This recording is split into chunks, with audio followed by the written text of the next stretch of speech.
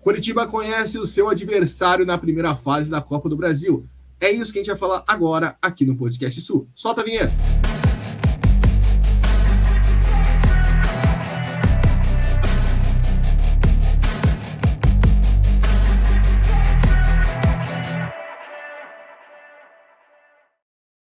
Fala galera, ligada aqui no Podcast Sul, eu sou Gabriel Salaf e agora a gente vai falar sobre esse sorteio da Copa do Brasil que animou essa terça-feira, dia 30 de janeiro.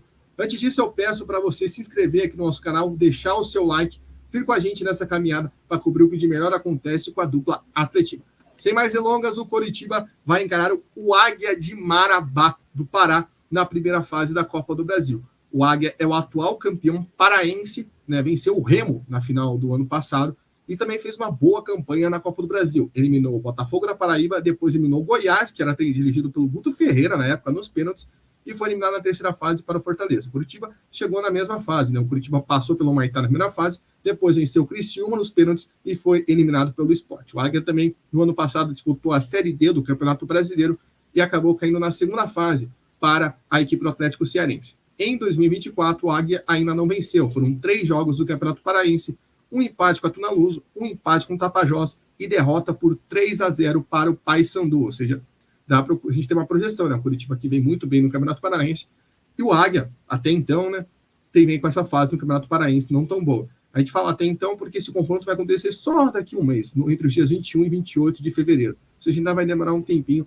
o Guto Ferreira ainda vai ter muito tempo para trabalhar, o Águia também pode se recuperar dentro da sua equipe, do seu elenco, mas fica aí esse duelo inédito na Copa do Brasil entre Coritiba e Águia de Marabá. Curitiba indo para o Pará. Lembrando que o Coxa joga pelo empate. O pior ranqueado no ranking da CBF joga o primeiro jogo em casa, porém o visitante, que é o melhor ranqueado, joga com a vantagem do empate. É um jogo único, quem vencer passa, em caso de empate, o Coritiba avança.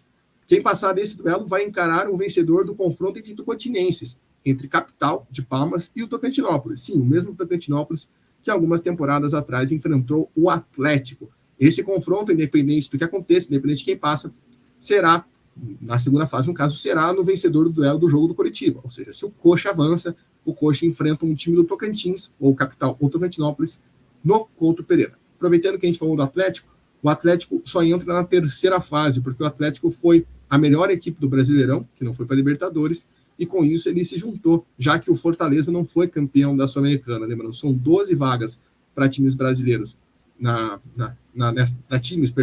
nessa terceira fase da Copa do Brasil, times que entram direto. Nós temos as equipes que foram para a Libertadores, no Brasil são 7 equipes, e aí nós temos 4 vagas pré-definidas, que são a campeão da Série B, campeão da Copa do Nordeste, campeão da Copa Verde e também o campeão da Copa do Brasil, São Paulo, que também vai. São 8 representantes, para as Libertadores. Como o Fortaleza não ganhou a Sul-Americana, ficou uma vaga sobrando, e essa vaga é sempre destinada à melhor equipe do Campeonato Brasileiro que não foi para uma Libertadores. No caso, foi o Atlético. No final da temporada passada, até o Atlético falou muito disso, de garantir a vaga na Sul-Americana e também garantir essa vaga aí para entrar depois na Copa do Brasil. As outras equipes paranaenses já também têm os seus adversários definidos. Vamos passar aqui para você.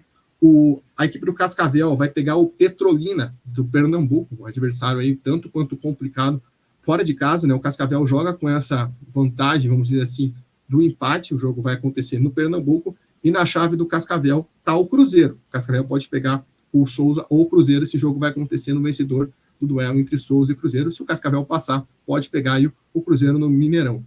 O Cianorte vai repetir um duelo que a gente teve há 19 anos atrás, contra o Corinthians, aquele jogo lá que o Caio Júnior se destacou, se projetou para o Brasil.